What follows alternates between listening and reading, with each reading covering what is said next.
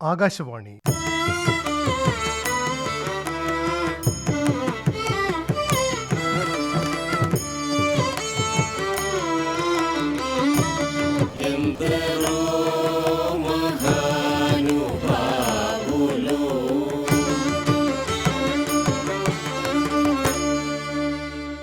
ആയിരത്തി 1950 ദില്ലി ശ്രീരാമകൃഷ്ണ മഠത്തിൽ ഭാരതരത്ന MS സുബ്ബുലക്ഷ്മിയുടെ കച്ചേരിക്ക് ശ്രോതാവായിരുന്ന പ്രധാനമന്ത്രി ജവഹർലാൽ നെഹ്റുവിനെ ആകർഷിച്ചത് പക്ഷേ മറ്റൊന്നായിരുന്നു.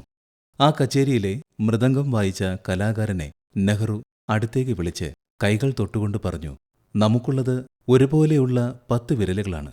എന്നാൽ അങ്ങയുടെ വിരലുകളിൽ നിന്നും വരുന്ന ആ നാദം, മൃദംഗത്തിൽ ആ വിരലുകൾ പതിക്കുമ്പോഴുള്ള നാദസൗഖ്യം, ഇതെങ്ങനെ സാധിക്കുന്നു? ഇത്രയും പറഞ്ഞ് നെഹ്റു അതിശയത്തോടെ ആ വിരലുകൾ നോക്കി നിന്നു.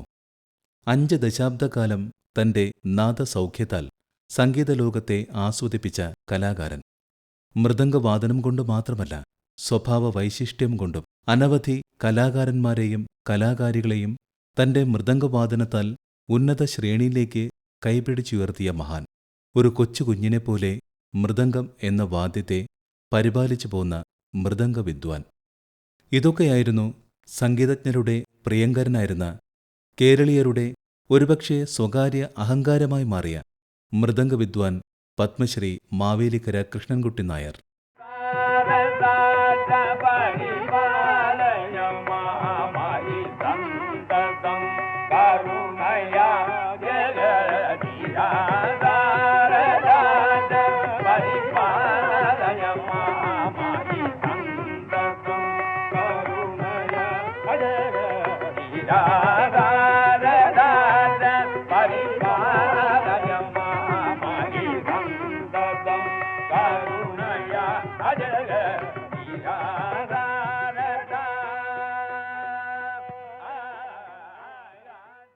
മൃദംഗം എന്ന വാദ്യത്തിൽ നാദനിർജ്ജരിയുതിർത്ത ആ കലാകാരൻ ഒട്ടനവധി പ്രതിഭാധനരുടെ ജന്മത്താൽ വൈശിഷ്ട്യമാർന്ന മാവേലിക്കരയിൽ 1921 ഒക്ടോബർ 1-ാം തീയതി നാടക നടൻ കൂടിയായ നാരായണപിള്ളയുടെയും പാറുക്കുട്ടിയമ്മയുടെയും പുത്രനായി ജനിച്ചു.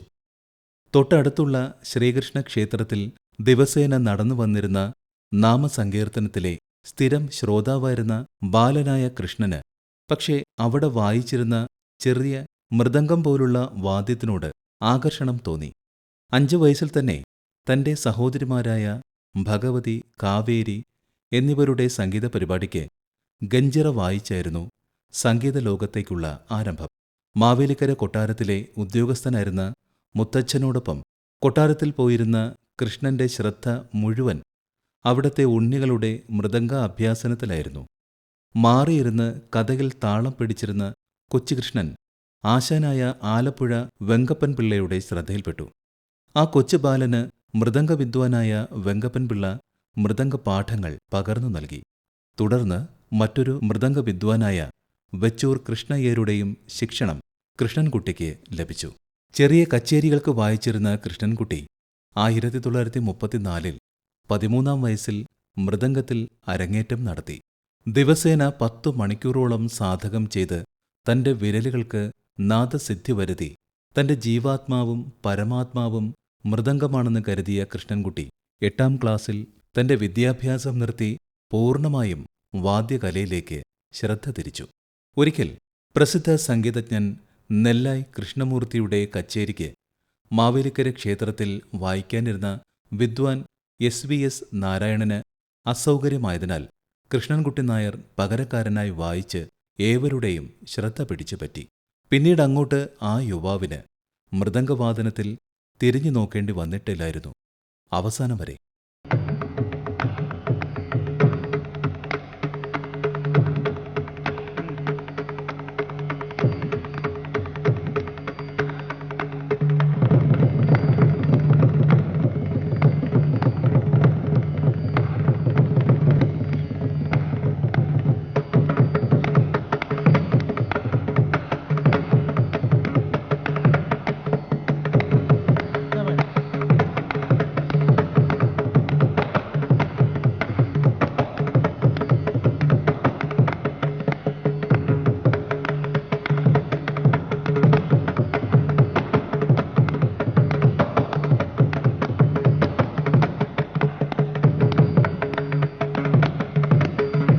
മൃദംഗ വിദ്വാൻ പഴനി സുബ്രഹ്മണ്യം പിള്ളയുടെ കീഴിൽ ഗുരുകുലവാസം നടത്തണമെന്ന ആഗ്രഹത്തോടെ മഹാവിദ്വാനെ സമീപിച്ച കൃഷ്ണൻകുട്ടിയുടെ മൃദംഗവാദനം ശ്രദ്ധിച്ച പഴനി സുബ്രഹ്മണ്യപിള്ള ഇപ്പോഴുള്ള രീതിയിൽ നിന്നുള്ള മാറ്റം കൃഷ്ണന്റെ വായനാശൈലി തന്നെ മാറ്റും. മറിച്ച് ചില ചെറിയ പൊടിക്കൈകൾ മാത്രം ശ്രദ്ധിച്ചാൽ മതി എന്ന ഉപദേശം നൽകി എപ്പോൾ വേണമെങ്കിലും തന്റെ അടുത്തു വന്നാൽ തനിക്കറിയാവുന്നതെല്ലാം പകർന്നു നൽകാമെന്നും വാഗ്ദാനം നൽകി.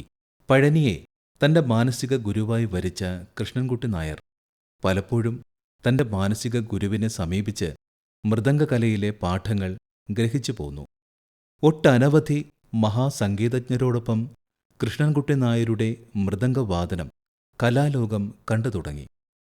Chembai Vaidyanatha Bhagavathar, Muziris Subrahmanya Iyer, ശമ്മാങ്കുടി Srinivas Iyer, Maharajapuram Santhanam, K V Narayanaswamy, T K Govindarao, S Ramanathan, doctor Balamuralikrishna, Mangad Natesan, K J Yesudas, Neyyattinkara Vasudevan, M G Radhakrishnan, M S Subbulakshmi, M L Vasanthakumari, Parassala Ponnammal, Kaviyoor Revamma, M S Gopalakrishnan, T N Krishnan, N Ramani, K S Gopalakrishnan, Prapancham Sitaram തുടങ്ങി എണ്ണിയാലൊടുങ്ങാത്ത ഒട്ടനവധി കലാകാരന്മാർക്കും കലാകാരികൾക്കും കച്ചേരികളിൽ അദ്ദേഹം നാദവിസ്മയം തീർത്തു.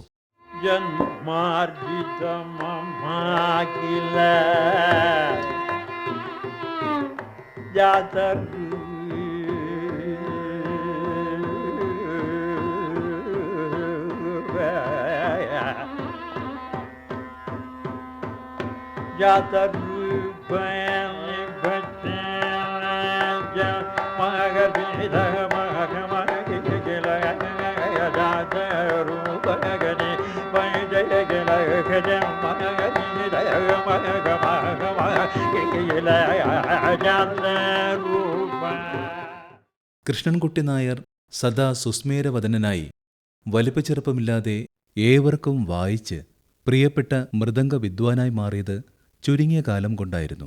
കേരളത്തിലെ കച്ചേരികൾക്ക് പാടാൻ വന്നിരുന്ന പല പ്രമുഖരും മൃദംഗം വായിക്കുന്നത് മാവേലിക്കര കൃഷ്ണൻകുട്ടി നായരാകണം എന്ന് നിർബന്ധം പിടിച്ചിരുന്നു. കൊല്ലം ആനന്ദവല്ലീശ്വരം ക്ഷേത്രത്തിലെ നവരാത്രി സംഗീതോത്സവത്തിന് 9 ദിവസവും മൃദംഗം വായിച്ചിരുന്നത് കൃഷ്ണൻകുട്ടി നായർ തന്നെയായിരുന്നു. തിരുവനന്തപുരം നവരാത്രി മണ്ഡപത്തിൽ സ്ഥിരമായി വായിച്ചിരുന്ന കൃഷ്ണൻകുട്ടി നായർക്ക് വേണ്ടി മണ്ഡപത്തിലെ കച്ചേരിയുടെ ദിവസം മാത്രം ആനന്ദവല്ലീശ്വരം ക്ഷേത്രത്തിലെ കച്ചേരി രാത്രി 9:45 തിരുവനന്തപുരത്തു നിന്ന് കൃഷ്ണൻകുട്ടി നായർ കാർ മാർഗം എത്തിയ ശേഷം മാത്രമേ തുടങ്ങിയിരുന്നുള്ളൂ. പാട്ടുകാരെ ശല്യം ചെയ്യാതെ, ഇടയ്ക്കിടെ ശ്രുതി ചേർക്കാതെ മീട്ടും ചായ്പും കൊടുത്ത് വായിച്ചിരുന്ന രീതി, കൂടാതെ വലംതലയിലെ ശ്രുതി ശുദ്ധത, ഇവ ഏവരെയും അതിശയിപ്പിച്ചിരുന്നു. സ്വരപ്രസ്ഥാനം വയലിനിൽ തിരിച്ചു വായിക്കുമ്പോൾ തന്റെ മൃദംഗത്തിന്റെ മൈക്ക് ശബ്ദം കുറച്ചുവയ്ക്കാൻ അദ്ദേഹം ആവശ്യപ്പെട്ടിരുന്നു. കാച്ചിക്കുറുക്കിയ പോലെ തനിയാവർത്തനം വായിക്കുന്നതും അദ്ദേഹത്തിന്റെ മറ്റൊരു സവിശേഷതയായിരുന്നു. ഒരിക്കൽ കൊല്ലത്ത് കച്ചേരിക്ക് തമ്പുരു എത്താൻ വൈകിയപ്പോൾ കെ ജെ യേശുദാസ് പറഞ്ഞത്, മൃദംഗത്തിന്റെ ശ്രുതിക്ക് ഞാൻ പാടിക്കൊള്ളാം, കാരണം ഈ മൃദംഗശ്രുതി ഒരിക്കലും കൂടുകയോ കുറയുകയോയില്ല. ഒരിക്കൽ ശ്രുതി ചേർത്താൽ പിന്നെ വീണ്ടും ശ്രുതി ചേർക്കേണ്ട ആവശ്യമില്ല എന്നായിരുന്നു. ആ കച്ചേരി മൃദംഗം ശ്രുതിക്കാണ് യേശുദാസ് പാടിയത്. ശ്രീരാമം രവികുലഗന്ധി സോമം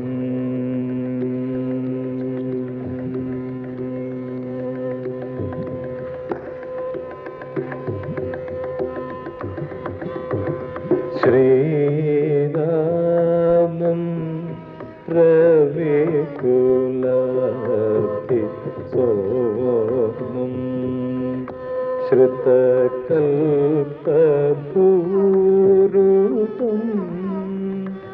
ഭജേഹം ശ്രീരാമം രവികുലഗന്ധി സോമം.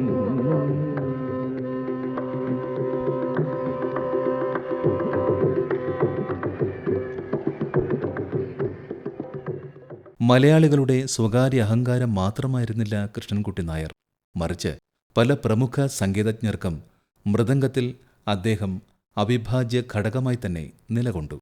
1950കളുടെ മധ്യത്തിൽ തന്റെ ശബ്ദത്തിനുണ്ടായ ചില പ്രശ്നങ്ങളെ തുടർന്ന് കുറച്ചുനാൾ സംഗീത കച്ചേരികളിൽ നിന്നും വിട്ടുനിന്ന MS സുബ്ബുലക്ഷ്മി തന്റെ തിരിച്ചുവരവിൽ മദ്രാസ് മ്യൂസിക് അക്കാദമി കച്ചേരിക്ക് ക്ഷണിച്ചപ്പോൾ ഒരേ ഒരു നിബന്ധന മാത്രം മുന്നോട്ട് വെച്ചു.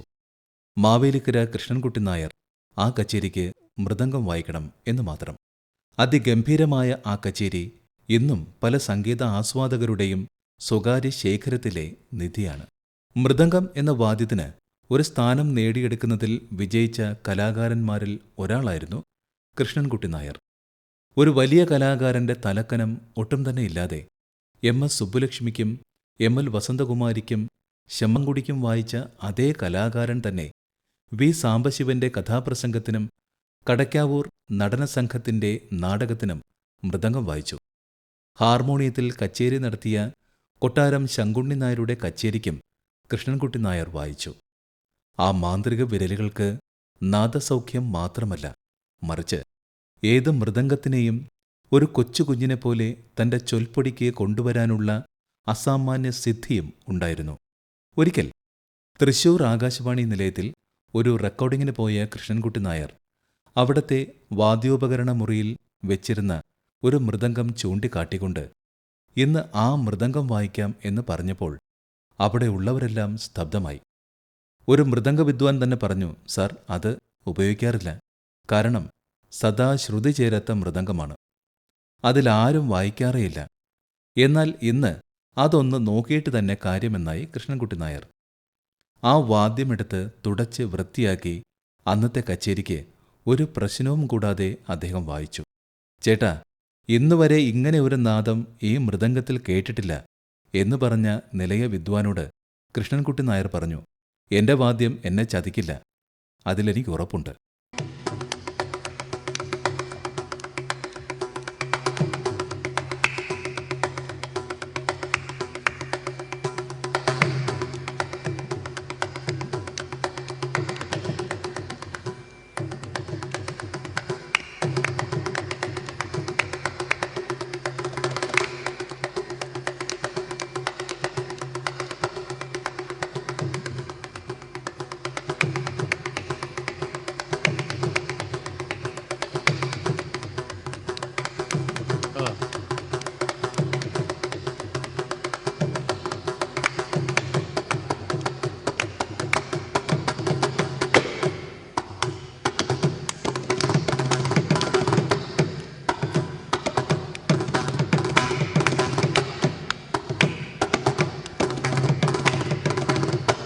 നാദപ്രപഞ്ചം തീർത്ത ആ താളവാദ്യ കലാകാരനെ തേടി ഒട്ടനവധി പുരസ്കാരങ്ങളെത്തി.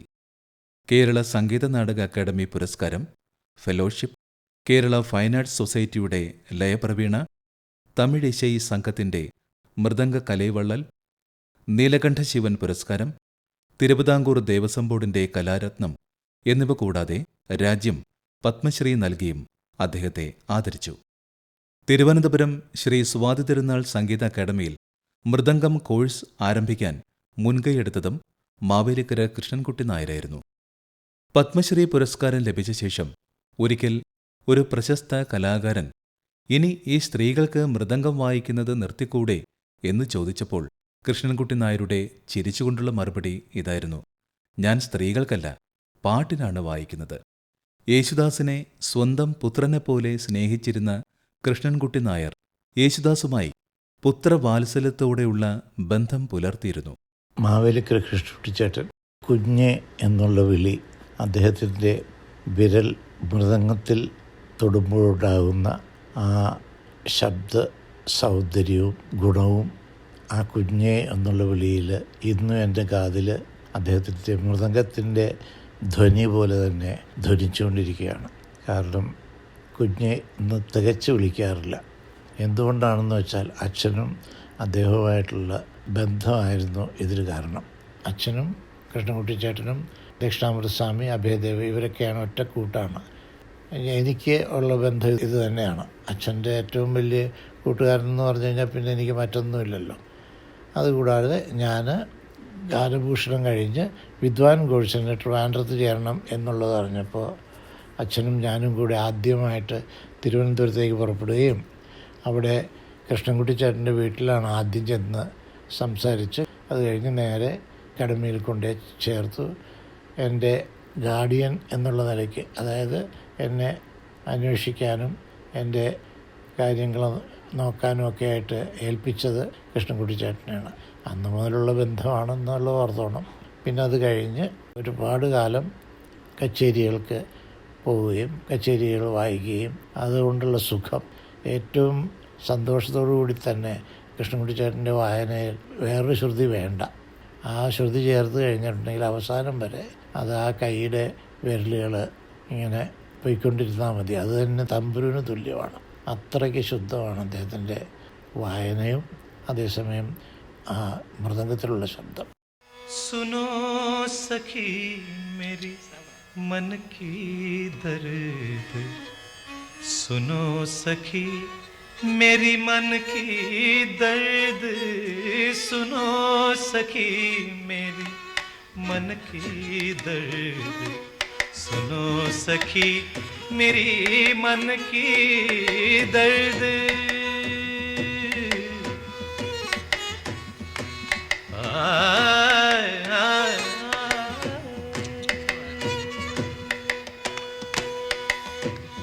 जब ही रती मैं रंग महल में से, जब ही रती मैं रंग महल में से, जब लंग पर तड़के जाती, सुनो सखी मेरी मन की दर्द, सुनो सखी मेरी मन की दर्द, सुनो सखी.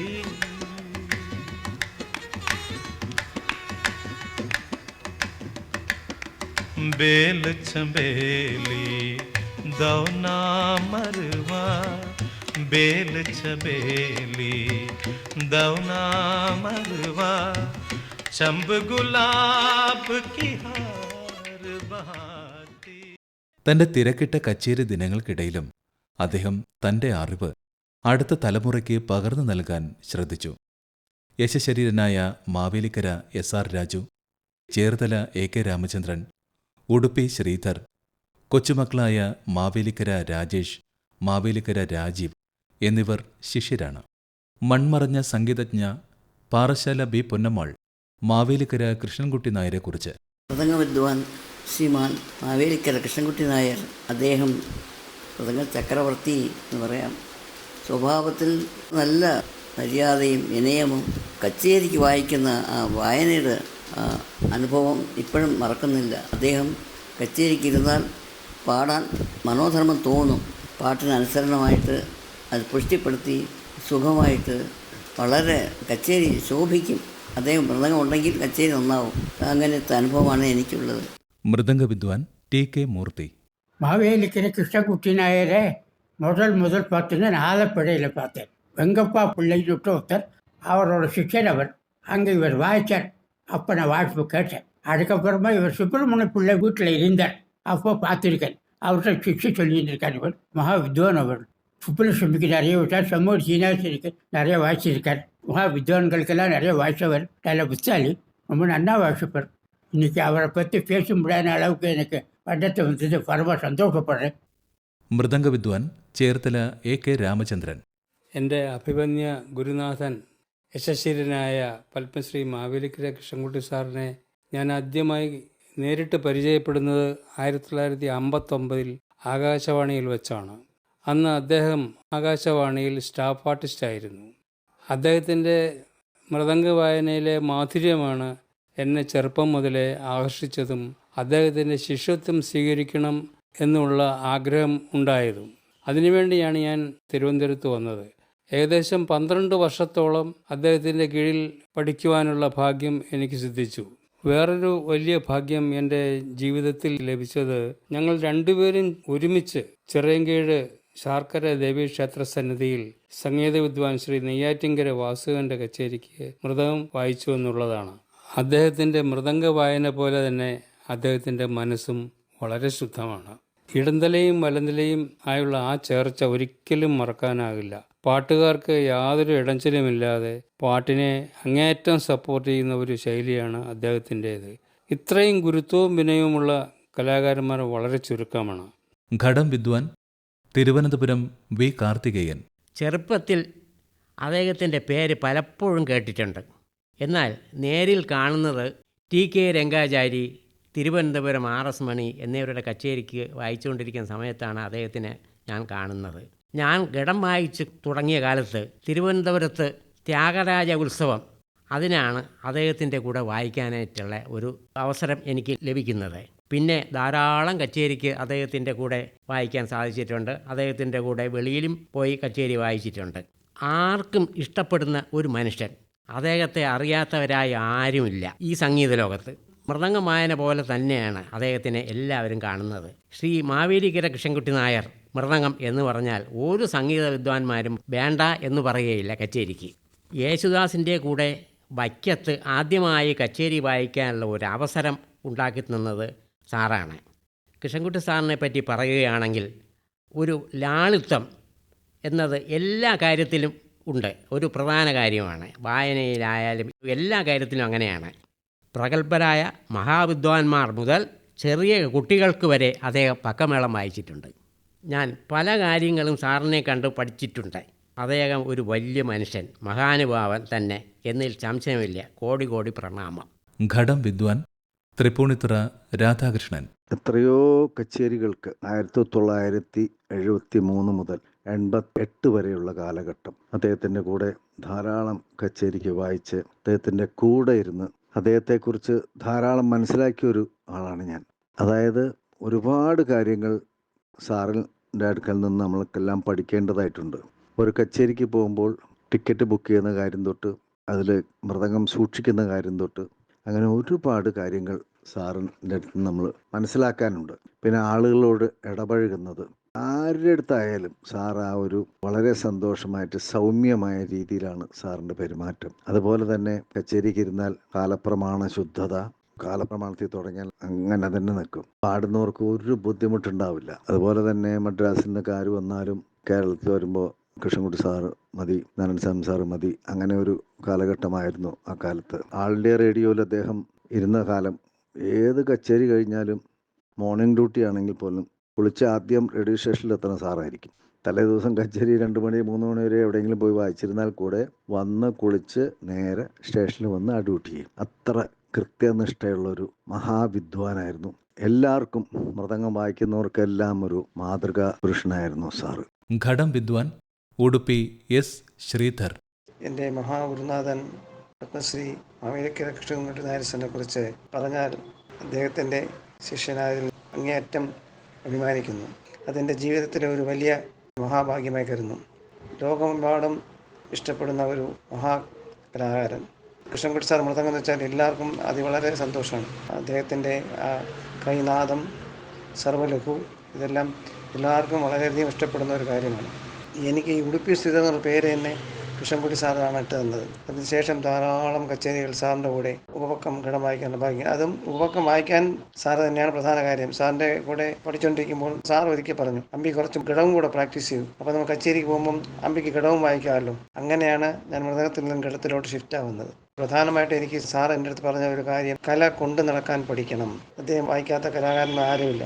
ഭാരതത്തിലുടനീളം വിദേശ രാജ്യങ്ങളിലെല്ലാം അദ്ദേഹത്തിൻ്റെ പേര് പ്രസിദ്ധമാണ്. അദ്ദേഹത്തിൻ്റെ കച്ചേരി പോയ അനുഭവം ജീവിതത്തിൽ ഒരു വലിയ മറക്കാനൊക്കാത്ത അനുഭവമായി ഞാൻ കരുതുന്നു. യേശുദാസിനെ ജീവനതുല്യം സ്നേഹിച്ച മാവേലിക്കര കൃഷ്ണൻകുട്ടി നായരുടെ മൃദംഗനാദമുതിർത്ത വിരലുകൾ നിശ്ചലമായതും തന്റെ മാനസപുത്രന്റെ കച്ചേരിക്ക് ശേഷമായിരുന്നു.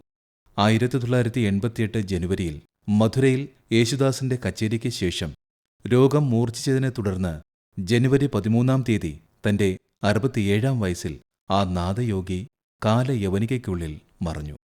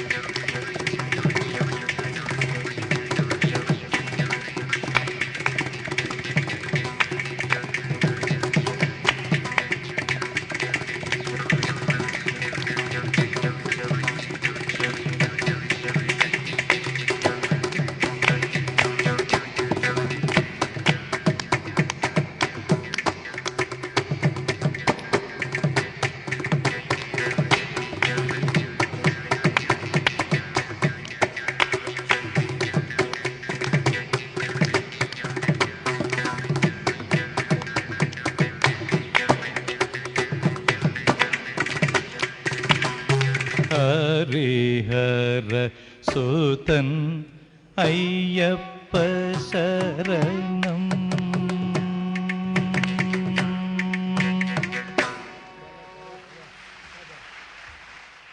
ആ മഹാകലാകാരന്റെ സ്മരണാർത്ഥം ജന്മനാടായ മാവേലിക്കരയിൽ പത്മശ്രീ മാവേലിക്കര കൃഷ്ണൻകുട്ടി നായർ സ്മാരക ശ്രീകൃഷ്ണ ഗാനസഭ എന്ന പേരിൽ ഒരു സംഗീതസഭ നടന്നുവരുന്നു. തോടിരാഗത്തിലെ ത്യാഗരാജകൃതിയിൽ പാടുന്നതുപോലെ നീ ഋണമു തീർപ്പനാ തരമാ, രസിക ശിരോമണികളായ ഞങ്ങൾ എന്തു ചെയ്താലും അതൊന്നും അങ്ങു നൽകിയതിന് പകരമാകില്ല എന്നു മാത്രം ആസ്വാദകർ പറയുന്നു.